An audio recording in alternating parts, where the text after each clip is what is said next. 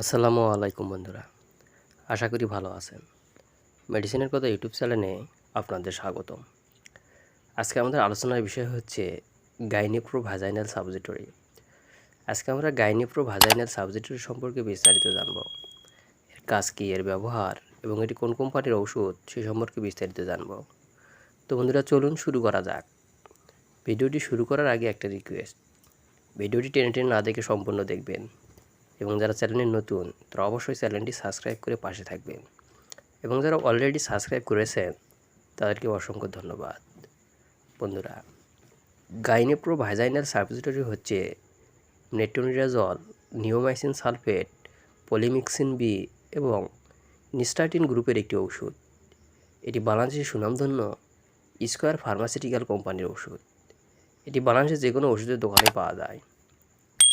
গাইনিপ্রোভাজাইনাল সাবজিটরি ব্যবহার।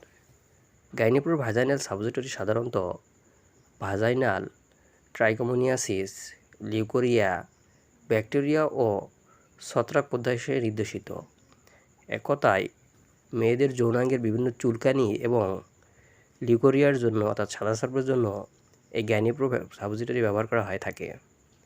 যাদের এই ধরনের সমস্যাগুলো হয়ে থাকে, বিশেষ করে যৌনাঙ্গ চুলকানি এবং লিউকোরিয়া অর্থাৎ সাদাসাপের মতো সমস্যা থাকে, তাদের জন্য এই গাইনিপ্রো সাবজিটরি ব্যবহার করা হয়ে থাকে।